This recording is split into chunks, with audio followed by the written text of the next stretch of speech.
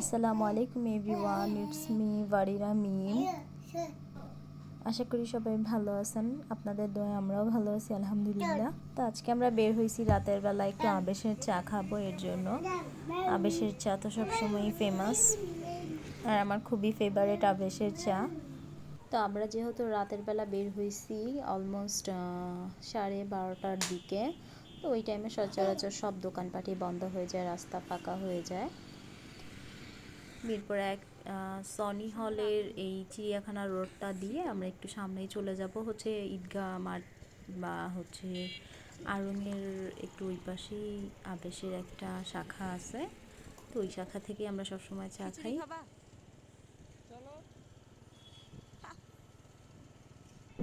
যেহেতু আমাদের বাসা থেকে হচ্ছে আবেশের এই শাখাটা কাছে, তাই আমরা এখানেই যাই।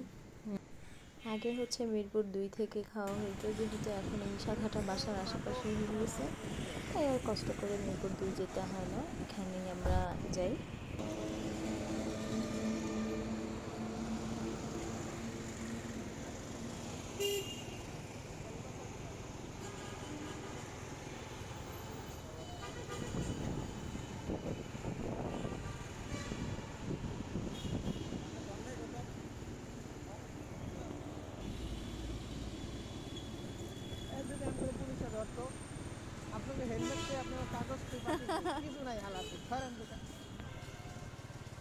সমস্যা কি, মামলা একটা খায়া ফেলতাম। চা ও বিশ্বাস করেন, আবেশের চা এত মজা। আবেশ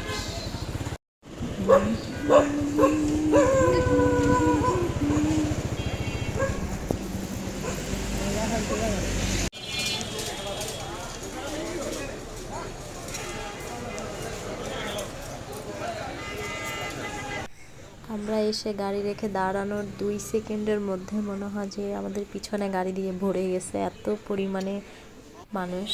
তো এই তো আমাদের চা চলে আসছে, আমরা এখন চা খাবো। এইটুকু চায়ের জন্য যেই পরিমাণে সিরিয়াল দিতে হইছে রে ভাই, সত্যি চাটা এত মজা, এক কথায় বলা চলে অসাধারণ।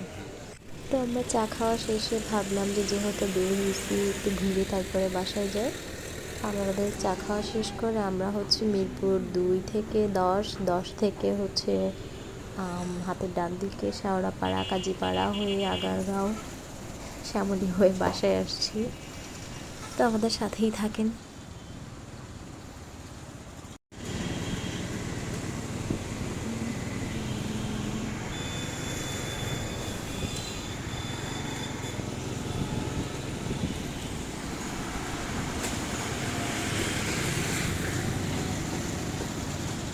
মিরপুর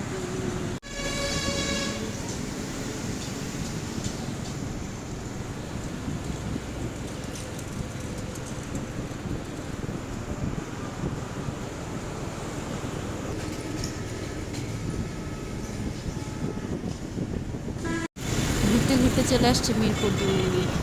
মনে আছে এই ন্যাশনালের মাঠে একবার মেলা হয়েছিল, আরহাম তখন ছিল না।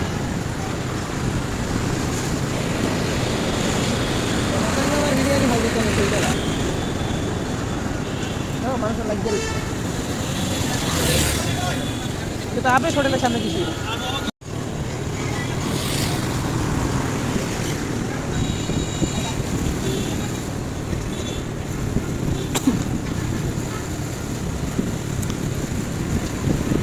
একদমই শীত নাই বললে চলো।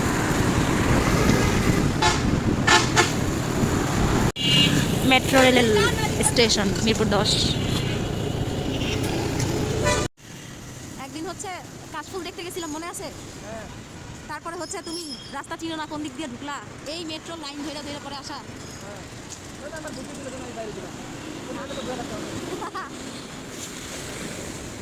এর জন্যই তো বলি, বুদ্ধির জন্য গোপালবার হয়ে যাবা।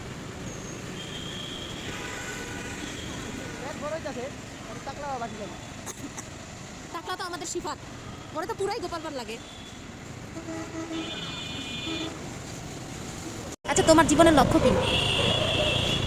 জীবনে কোনো লক্ষ্য নাই, যা হবে দেখা যাবে।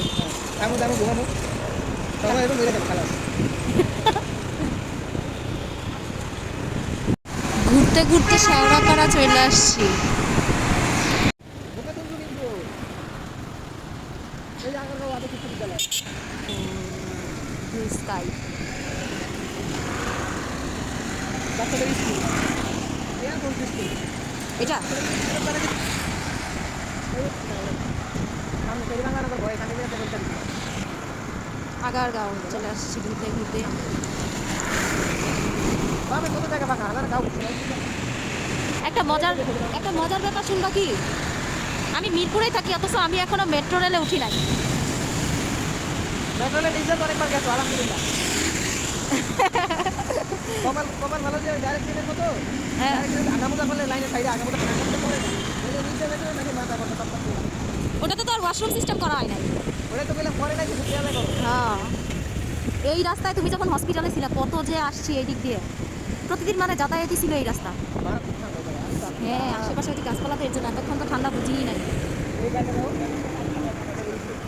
আরে ফুলের দোকান এত রয়েছে খোলা হ্যাঁ চলো নিবা। আহ মানুষের তো শোষা হয় কেমনি। তবে আমার এই রাস্তাটা সবসময়ই পছন্দ। মারাতে পারলে আর পুরো একটা রাস্তা বুঝি হ্যাঁ হ্যাঁ একই রকম পুরাটা, স্পিড ব্রেকার না দিত এর জন্যই তো স্পিড ব্রেকার দেওয়া। বড় রোড না হ্যাঁ। একবারে যা যত গতি আছে সব উড়ে আছে গেলে ভালো কথা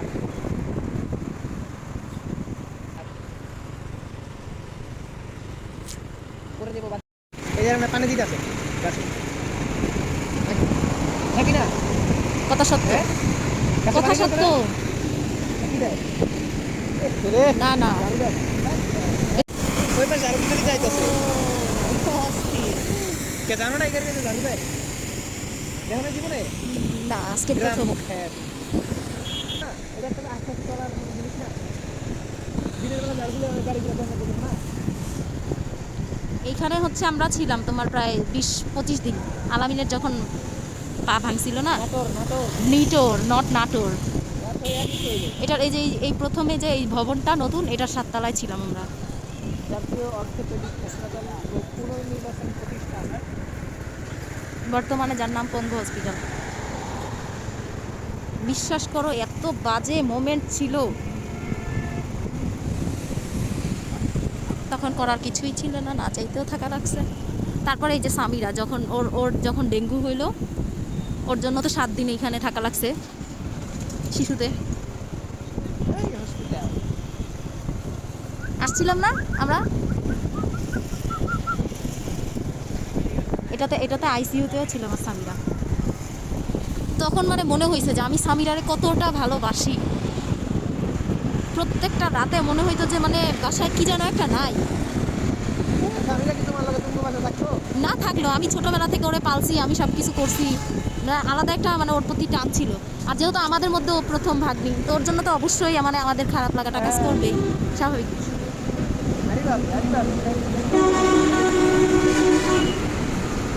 এই সময় এই রাস্তাটা আর জীবন এইরকম। এটা হচ্ছে শিশু মেলা, ছোটবেলায় আসছিলাম, বড়বেলায় আসি না। আথামকে নিয়ে আসবো আমরা ইনশাল্লাহ। শেষ আমাদের ঘোরা রাতের বেলা, আমরা এখন বাসায় চলে যাচ্ছি। যতটা ঠান্ডা ভাবছিলাম বাহিরে আসলে অতটা ঠান্ডা নাই।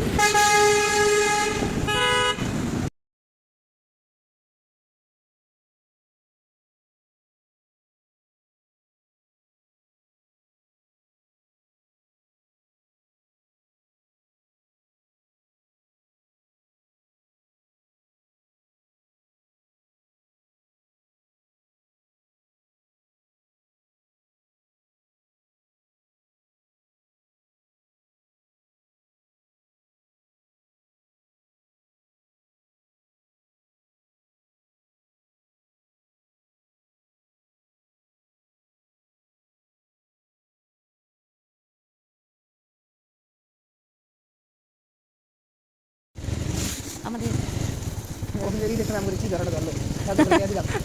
দেও নাই পরে হাই আল্লাহ। জীবনে কখনো কারো বাসায় কলিং বেল টিপ দিয়ে দৌড় দিছিলা?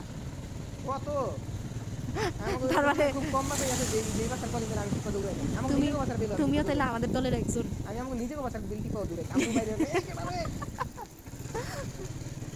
এটার মজাই ছিল আলাদা।